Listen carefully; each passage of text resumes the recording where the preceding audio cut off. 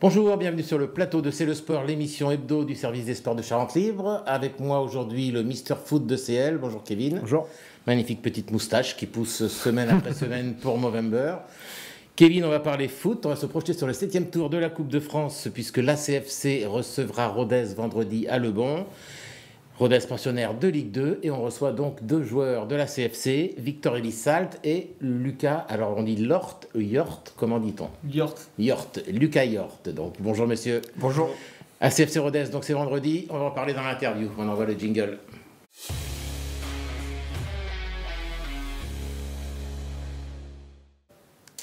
Alors la CFC reçoit vendredi Rodez, 12e de Ligue 2. 7e tour de la Coupe de France, c'est assez rare pour un joueur de N2 d'affronter des professionnels. C'est pas toutes les semaines, c'est toujours un petit challenge excitant. Vas-y, Victor. Exactement, ouais, c'est toujours un plaisir. C'est vrai que certains joueurs, dans leur carrière, malheureusement, ça leur arrive jamais de jouer contre des clubs pro. Donc on a la chance ce week-end de pouvoir le faire et d'affronter donc Rodez, pensionnaire de Ligue 2. C'est un plaisir, c'est un petit peu excitant, on a hâte d'y être. Et on verra ce que ça va donner. Lucas, une petite motivation particulière? Oui, après, comme moi je suis de là-bas, ça me fait d'autant plus plaisir. Double motivation. Donc il y a le fait de jouer une équipe d'un niveau supérieur et le fait d'être originaire de Rodez, c'est un beau rendez-vous pour moi. Ouais. Alors le week-end dernier, vous avez ramené un bon nul d'Andrézieux, un but partout. Alors au classement, ce n'était pas une bonne opération parce que vous avez reculé à la 14e place. Malgré tout, ça reste quand même un match intéressant pour bien préparer ce match de Coupe de France. Ouais, bien sûr, c'est toujours bien de toute façon de prendre des points à l'extérieur. Même un match nul, on va s'en contenter. En plus, quand on regarde la physionomie du match, c'est vrai qu'on a pris un but à la 45e minute, juste avant la mi-temps, et ça peut faire mal à la tête, mais on a su se relever de ça. On est revenu en deuxième mi-temps avec des bonnes intentions, et on a réussi à revenir dans le match, à égaliser. Donc c'est encourageant pour ce match face à Rodez. On a l'impression qu'il ne vous manque pas grand-chose pour basculer dans la première moitié de tableau. Qu'est-ce qu'il faut? En tout cas, sur des matchs comme ceux-là, c'est vrai qu'Andrézieux, on avait un petit peu de regret parce qu'on a eu une bonne maîtrise, on a bien utilisé le ballon, bien défendu. C'est vrai qu'on n'a pas cette petite réussite, bien finir pour remporter les 3 points, mais c'est vrai qu'on aurait aimé au moins valider ce bon match par une victoire à l'extérieur. Après, on a envie de continuer sur cette dynamique parce que c'était un bon match dans le contenu. Vous ne regardez pas trop le classement pour l'instant? Non, pas trop, déjà parce qu'on a une journée en retard par rapport aux autres équipes. Et puis, je pense que c'est encore très tôt pour faire un bilan, tirer des conclusions. Donc, non, en plus, quand on regarde notre parcours, c'est vrai que pour l'instant, on a joué seulement 3 matchs à domicile sur le championnat. Là où d'autres équipes, parfois, on en jouait 5 ou peut-être même 6. Donc, il y a des éléments qu'il faut pas non plus trop regarder. Et voilà, on essaye surtout de se concentrer sur notre façon de jouer, notre préparation pour chaque match. Et c'est ça qui est le plus important pour l'instant. Alors en face, il y aura donc Rodez qui après un début de saison compliqué, est en pleine forme. Il reste sur 6 matchs sans défaite. Ils viennent de coller une fessée à Annecy 5-1. On va regarder le 5e but de Bouchary en vidéo. Victor, est-ce que c'est pas forcément le bon moment pour les affronter là? Ça peut faire peur quand on les voit marquer autant de buts et être sur une si bonne dynamique. C'est sûr, ils ont eu un petit peu de mal sur les premiers matchs des championnats et ça aurait été préférable de les jouer à ce moment-là, mais on ne décide pas. Donc c'est pas pour autant qu'on va avoir peur d'eux. Nous, on a un match à jouer et on va le jouer à 200%, quelle que soit leur dynamique. Donc c'est pas forcément le meilleur moment pour les jouer, mais on va y aller à 200% quand même. Alors, le spécialiste de Rodez, c'est Lucas, Ruthénois, de naissance. Ouais. C'est ça. C'est ça, ouais. Et tu disais, tu as joué à côté dans un petit club Oui, à la base, moi, je suis plutôt un joueur de Aulnay-le-Château, formé à Aulnay-le-Château. Et après, sur mes 14-15 ans, je suis allé jouer à Rodez. Alors, c'est une équipe qui est montée en national en 2017, en Ligue 2 en 2019. L'année dernière, ils sont 4e, barragistes. C'est un peu inespéré pour une petite ville comme Rodez? Oui, complètement. Après, ces dernières années, ils travaillent bien, ils se structurent. Ils ont eu pendant longtemps le même coach, Laurent Perrelade, avec qui ils ont fait toutes les montées et de nombreux maintiens en Ligue 2. Et puis, depuis l'arrivée du nouveau coach Didier Santini, ça continue sur cette dynamique. L'année dernière, ils ont eu des super résultats. Je pense que c'était une des meilleures saisons du club. Donc je pense que voilà, rien n'arrive par hasard, ça travaille bien, ça se structure. C'est un club qui, je pense, est assez sain, dans un bon environnement, donc ils ont des bons résultats, quoi. Alors la saison dernière, la CFC avait fait trembler Bordeaux au 8e tour, une défaite 1-0, on va voir quelques images. Lucas, vous étiez rentré en fin de match en jeu. Quel souvenir vous retenez de cette rencontre ? Ben, j'espère que ce match va nous servir pour le tour de ce week-end, parce que vivre 2 années consécutives un match contre une Ligue 2, ça doit nous servir, surtout que l'année dernière on n'était pas passé loin, on a perdu sur un coup de pied arrêté. Ce que je retiens, c'est que tout est possible, parce que sur ce match-là, on aurait mérité au moins d'aller au penalty. Donc voilà, il faudra se servir de ce qu'on a vécu l'année dernière pour faire mieux cette année et espérer vivre une belle fin de soirée vendredi, quoi. Il y avait une grosse ambiance au stade l'année dernière. Là, on sent qu'il y a un engouement qui se dessine auprès de ce match. Il y a déjà pas mal de 2000 billets, je crois, Ouais. de prévendus. Le soutien du public, c'est quelque chose sur lequel vous comptez beaucoup. C'est toujours l'affrontement du petit poussé contre le gros. Ah oui, bien sûr. De toute façon, quand on affronte un club professionnel, voilà, on compte sur les gens pour venir et pour venir nous aider, parce qu'on aura besoin de leur aide, on a besoin d'eux derrière nous pour donner de la voix, essayer de faire un petit peu peur aux joueurs de Rodez. Et voilà, non, on compte sur eux, c'est sûr, et plus ils seront nombreux, et plus ça va nous aider. Victor, la saison dernière, vous étiez à Bergerac. Ouais. Vous avez aussi connu une belle épopée en Coupe de France, jusqu'en 16e de finale, une défaite 2-1 contre Lyon. On va voir le but égalisateur d'Escarpite. Vous n'êtes pas passé loin comme la CFC contre Bordeaux. Ça prouve qu'en Coupe, tout est possible. Ah oui, sans aucun doute. De toute façon, la Coupe, c'est pas pour rien qu'on l'appelle la Coupe de tous les possibles. On s'en C'était rend où, compte. là, pardon Pardon C'était où le match? C'était au stade de Limoges. D'accord, à Beaublanc. Ouais, c'est ça. Et oui, nous, on s'en rend compte aussi, en tant que club de National 2, quand on affronte des petites équipes de R2, R1, R3. Les matchs, ils sont jamais faciles à jouer. Donc, on se dit que ce sera pareil de leur côté vendredi. On va essayer de les embêter. Et... Non, c'est évidemment possible. Et de toute façon, si on n'y croit pas, qui y croit, hein, il faut qu'on y croit pour réussir à les vaincre. Là, vous parlez en connaissance de cause, parce qu'en 2022, vous aviez fait encore plus fort. Si je dis pas de bêtises, vous allez en quart de finale après avoir éliminé 2 Ligue 1. C'est ça. Metz et Saint-Etienne. C'est ça. Ça reste des souvenirs impérissables. Incroyable. Ouais. Incroyable. Ouais, non, c'est vrai. Je pense que, franchement, sur ma carrière, je pense que ça reste les plus belles choses que j'ai vécues dans le foot. Parce que c'était des émotions très fortes et très intenses sur un instant très court, sur un seul match, quoi, finalement. Ouais. Donc, non, ça reste des super souvenirs. En plus, en général, quand on joue des clubs professionnels, on a la famille qui se déplace, qui vient voir le match. Donc, c'est encore plus fort en termes d'émotion. Donc, voilà, on va essayer de réitérer ça dès ce week-end. T'es Montois, il y a de la troisième mi-temps au foot aussi. Ça peut arriver parfois. Il paraît. Si on gagne, on fêtera ça, oui. On ira fêter ça et on s'occupera de la troisième mi-temps. Mais il faut gagner d'abord. Alors, Rodez a aussi vécu quelques belles épopées en Coupe de France. Il y avait eu notamment la victoire face au PSG. En 2009, le club était en national et il avait emporté 3-1. On va voir quelques images. Lucas, vous aviez 9 ans. Est-ce que vous étiez au stade ? J'étais pas au stade, mais j'étais devant ma télé, je me rappelle très bien. Je me rappelle de certains joueurs, certains buteurs de ce match. Et ouais, ça m'avait marqué, même si j'étais encore jeune. C'était pas encore le grand PSG, mais c'était quand même une sacrée performance pour un club de national. Oui, ouais, franchement, ça avait marqué un peu la ville et tout à ce moment-là.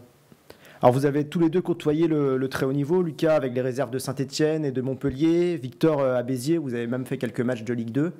Quand on est maintenant en National 2, qu'on affronte des professionnels, est-ce qu'il y a un petit sentiment de revanche sur le destin, se dire moi aussi j'avais peut-être le niveau d'être pro et je vais leur montrer que c'est le cas? Bon, j'irai pas jusque-là, jusqu'à dire qu'il y a vraiment un sentiment de revanche, mais quand même on a de la fierté, on a envie de leur montrer, oui, quand même que voilà, on sait jouer au ballon et que nous aussi on a des choses à proposer sur le terrain, qu'on peut les embêter, et c'est surtout ça qu'on veut leur montrer. Après, jusqu'à dire un sentiment de revanche, peut-être pas de mon côté en tout cas.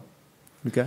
Ouais, pareil, hein, on a envie de bien faire, d'autant plus que c'est un match qui va être regardé et qu'on sait qu'on a envie de rendre fier tout le monde, mais après, pas de sentiment particulier de revanche. Maintenant, chacun a son parcours et il faut bien faire, il faut jouer avec ses qualités au moment du match. Voilà, quoi.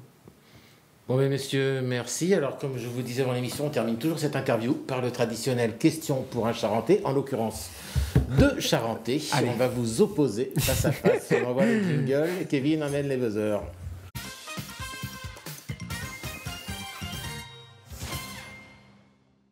Allez. Énorme investissement. Vérifier si ça marche bien, qu'il n'y ait pas de suspicion. On est bien, on est bien. Problème. Alors, c'est parti, première question. En 1967, l'AS Angoulême avait été éliminé en demi-finale de la Coupe de France par Lyon à la pièce, car les tirs au but n'existaient pas encore. Il y avait eu plusieurs matchs. Alors là, ça va se jouer au plus près. Pendant combien de temps, en minutes, les deux équipes se sont affrontées avant de recourir au tirage au sort? Oh. Sachant C'était 120 prolongation. plusieurs matchs. Ah, plusieurs matchs. Ouais. Allez, on va partir sur 180 alors. 120. Deuxième chance, Lucas. 180. Mais c'est Ouais. pas possible, si. Bah si, deux matchs. Mais moi, je dirais 2 fois 120 du coup. 140. Ah, bien joué. Je pense qu'il C'était est bon. encore plus, c'était 330 minutes. Ah oui, il y a eu 3. Il y avait eu 3 matchs plus 2 prolongations de 30 minutes. Incroyable. À l'époque, on rejouait. Hein. C'est jusqu'à ce qu'il y ait un mort. Et donc pas de tir au but et à la fin c'était donc tirage au sort. 67, vous avez dit? Ouais. Ouais. Oui, ça ne nous rajeunit pas. Hein. Ah oui. Enfin, surtout moi, parce que vous n'étiez pas né. Heureusement que c'est plus comme ça. Non. Alors, on va donner le point à Lucas. Ah oui, qui est le Ouais. plus proche. Deuxième question. Deuxième question. Combien de buts votre entraîneur David Giguel a-t-il marqué en deuxième division? Petit indice, il a joué 7 saisons en tout à ce niveau. Il était attaquant, hein. Ouais. Je vais dire, allez, sur cette saison, on va dire 45 buts. Lucas. On va voir quel est le plus gros faillot. Ah, je vais dire plus au moins. Je vais dire 52. C'est malin. Et non, la réponse était 6. Ah oui, On l'a 105 surestimé. matchs. Alors, très largement surestimé. 6 en combien? 105 matchs. C'est pas un très bon ratio, non? Pour D'accord. un attaquant. Ouais. Bon, en tout cas, on lui souhaite un bon anniversaire parce qu'il fête ses 54 ans aujourd'hui. Voilà. C'est ça. peut-être pas un attaquant de rupture, un attaquant plus un pivot. Quoi. Voilà. Voilà. Il faisait- On va dire ça, on va dire ça. Il faisait marquer. Alors, le score, pour le coup. Eh bien, du coup, 2-0, hein. Non, c'est Victor qui a dit le moins. Ouais. Ah, il Ouais. était le plus près, t'as raison. Ouais. Ah, oui. Un partout. Non, c'est vrai, excuse-moi. Allez, je reviens dans la partie. Alors, troisième question. Le PSG détient le record de victoires en Coupe de France. Combien en a-t-il gagné? 11. Je vais dire 10. 15. Ah, 15 quand Ouais. même. hein. Victor. De la victoire. Je pensais pas autant. 10, c'est peut-être les championnats de France. Ils ont ça fait peut- 10 il n'y a pas longtemps. Peut-être, ouais. Peut-être. Possible. Quatrième question. Alors, on a parlé de 67. Angoulême a disputé une autre demi-finale. C'était en 79 contre un grand club français. Quelle équipe? 79. Ouais. Grand club, surtout à cette Saint-Étienne. époque. Non. Ah. On voit le mec qui est passé à sa tête. 70, je sais, dans les années Ouais, c'est 70, vrai, c'est c'était la bon. même. C'était le gros club des années 70, mais celui-là est pas mal non plus. Ok, alors je vais dire Paris. Non. Nantes. Ouais, c'est c'est ça, ça. c'est Nantes. C'est Nantes. Ah, dommage. On en reste à 2. Ouais. Et c'est la dernière question. Allez. Il reste une question. Ouais, c'est ça. Donc, on va la compter à 2 points. Ouais. C'est une question décisive. Allez, on est sport, on balle y de va. but. Oui, allez, on y va. Attention. Quel était l'autre club charentais encore en lice avec l'ACFC au 6e tour de la Coupe de France? À la 6ème tour, c'était celui d'avant. Ouais, le tour d'avant. Ouais. Vous étiez plus que 2. Il y avait une autre équipe de R3. C'est pas la couronne? Non, c'était Non. le tour d'avant. Ah ouais, c'était le tour d'avant, 5e tour. 5ème tour, nous, on a joué Ruffec. Mais Ouais. ça, c'était le tour d'avant. Ouais. Ils ont perdu contre Bressuire. Pourtant, j'ai regardé les tirages, mais. Je sais pas. Charente. Soyo, non, je pense pas. C'était Soyo? Non. Souffle. Ah, Linar. Linar. C'était Lina. Je l'avais entendu, mais Ouais. j'aurais pas su le ressortir. Regarde, Non. comment il nous l'a fait. J'aurais pas su le ressortir. Linar. non. Donc victoire de Victor. Lucas. Lucas. On reste à 2-2. Ah non, il y a 2-1. Il y a 2-1. 2-1. Ah, parce qu'il- bon, il l'a dit au deuxième choix. mais Ouais, bon. c'est vrai. Ah, pour Nantes. Ouais. Ah, ouais. On vous laisse sur un match nul, c'est pas plus mal. Allez, Oui, super. Ouais. Super. Ça nous arrange. Pas de perdant. Comme ça, personne paye le resto en plus. Il c'est n'y aura mieux. pas de match nul vendredi, par contre. Ouais, merci messieurs. Allez, on vous garde pour la suite de l'émission parce qu'on va continuer à parler de Foot avec les étoiles du foot, notre partenaire JL Bro. On envoie le jingle.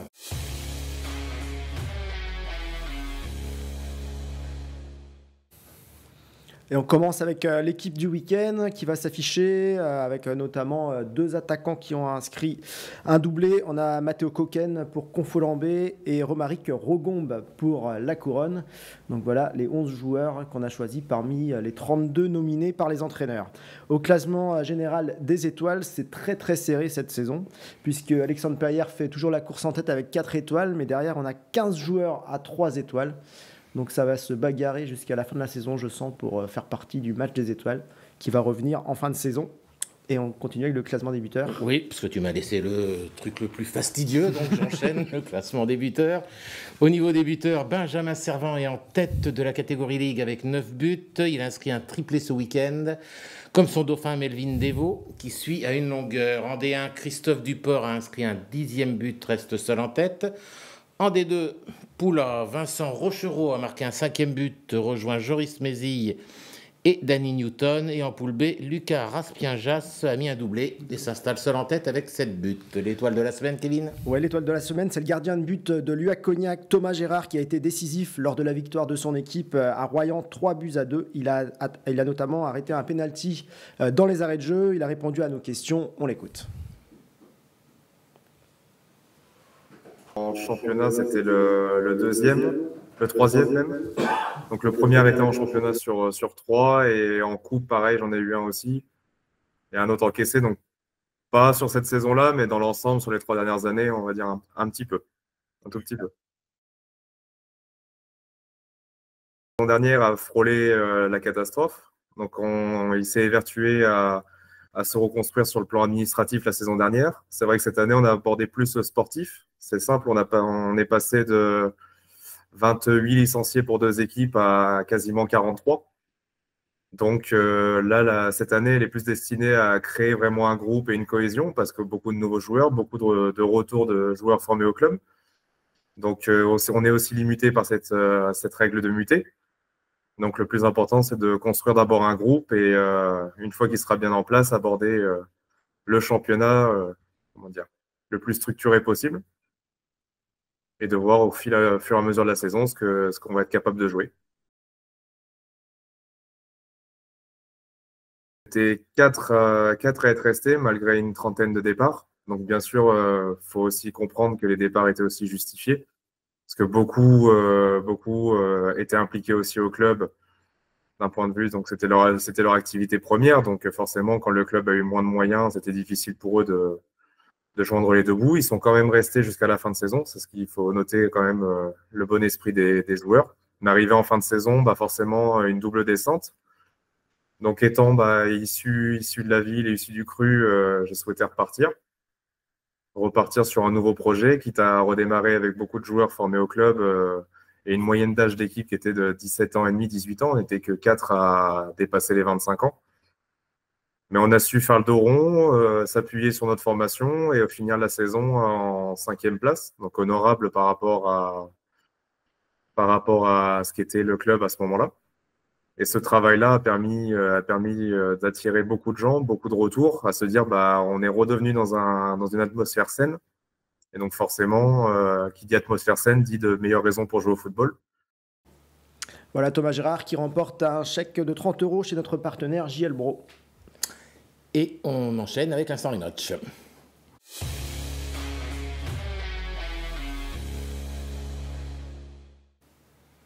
Alors au menu cette semaine de l'instant rematch du foot avec un attaquant de Saint-Michel-B supersonique. C'est ce que tu m'as écrit, Kevin. Oui. Bon, je te crois. Un lob du numéro 10 de Chasseur. Et enfin du hand avec le retour d'Hervé, gardien de Chalet, un de nos chouchous éternels qui n'a rien perdu de sa souplesse. Kevin, tu dissacras cet arrêt à la palette. Pour l'instant, on envoie le top 3.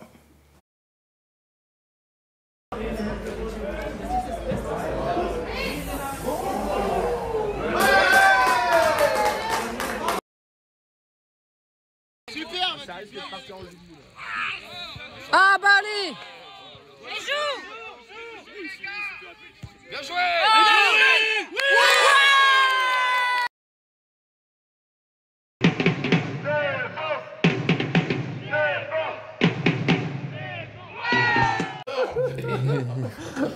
Bon, messieurs, on a choisi du handball aujourd'hui. Il y a eu des jolies minutes de foot, j'espère que vous avez apprécié.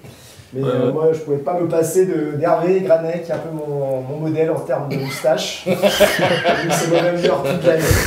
Il a encore refait parler de sa souplesse. Dans ce match entre Barbezieux et Chalébé, victoire de Chalébé 27-18. On peut lancer le ralenti pour apprécier encore mieux cette vidéo. Attaque donc de Barbezieux. On passe à l'arrière, la frappe elle n'est pas si mal que ça. Mais Hervé lève la jambe et arrête. T'es sûr que c'est pas avec le bras? Ah non, je crois que c'est la jambe.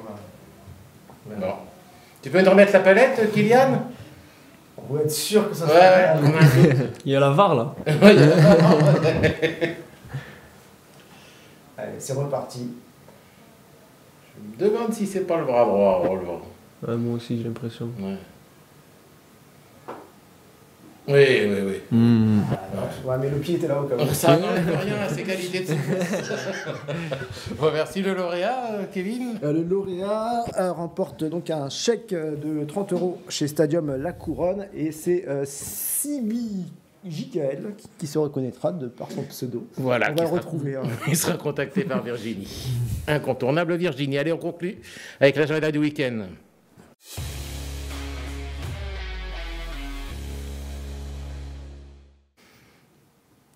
Alors, il va y en avoir pour tout le monde ce week-end. On a le programme du foot, du hand, du rugby. Mais les deux principaux événements charentais sont pour vendredi soir à CFC Rodez, 20h à Le Bon. On en a parlé avec vous, messieurs. Il y a également le déplacement des rugbymen du SA15, après avoir battu Agen la semaine dernière, qui seront chez le co-leader Grenoble, vendredi 19h30. Une rencontre que l'on a évoquée avec l'ailier angoumoisin Nathan Farissier, ancien joueur de Grenoble. Vous allez à Grenoble, que tu connais bien. On les a vus s'imposer la semaine dernière à Oyonnax et de fort belle manière. Ils sont en grande forme. Vous allez dans quel état d'esprit, sans pression particulière? Ouais, on a vu leurs résultats la semaine dernière et puis ça fait quelques semaines déjà qu'ils sont en grande forme. Je crois qu'ils sont premiers ex-aequo. Donc on y va, on sait à quoi s'attendre. On y va pour performer, c'est sûr. On n'y va pas pour perdre. Mais on y va, oui, on y va sans pression. On s'est dit qu'il fallait entreprendre et c'est ce qu'on va essayer de faire. Grenoble SA15, donc à suivre en direct sur Charente Libre vendredi soir, direct écrit comme à CFC Rodez, Kevin. Pour ceux qui n'auront pas l'occasion d'aller à Le Bon, ils pourront toujours suivre le match en direct sur notre site. Dernière petite question. Ouais, dernière petite question. Victor, vous êtes de Mont-de-Marsan, Lucas de Rodez, c'est deux terres de rugby aussi. Est-ce que vous suivez un petit peu le rugby, le SA15? Un petit peu, oui. Je regarde de temps en temps les résultats, mais j'ai pas encore eu la chance de me rendre au stade pour aller voir un match. Mais ça arrivera bientôt. Mont-de-Marsan peut-être? Je crois que ça a eu lieu. je crois que c'est déjà fait, ouais. Voilà, C'est déjà fait. J'ai loupé ça, ouais. Mont-de-Marsan est venu gagner à Angoulême en plus. Ça le souvenir. Ça m'étonne pas. C'est très fort, Mont-de-Marsan. Ils sont chauds, hein, c'est bon, toi. Et Lucas, Rodez, même si le club est retombé en Fédéral 3, c'était aussi un club important dans la ville. Ouais, moi c'est vrai que plus jeune je ne suivais pas trop le rugby, mais là, étant donné qu'ils sont juste à côté, j'y suis allé l'année dernière 2 fois, c'était sympa, donc je regarde un peu les résultats aussi. Toujours intéressant de regarder. Ouais. Bon, ben merci à vous. On vous donne rendez-vous vendredi soir. On croise les doigts et en espérant vous voir au 8e tour, on vous réinvite parce que vous étiez sympa. Merci à vous, c'est gentil. Merci. Merci Kevin, merci à Virginie, à Jean-François et à Kylian en régie. Et nous, on se retrouve la semaine prochaine. Au revoir. Au revoir.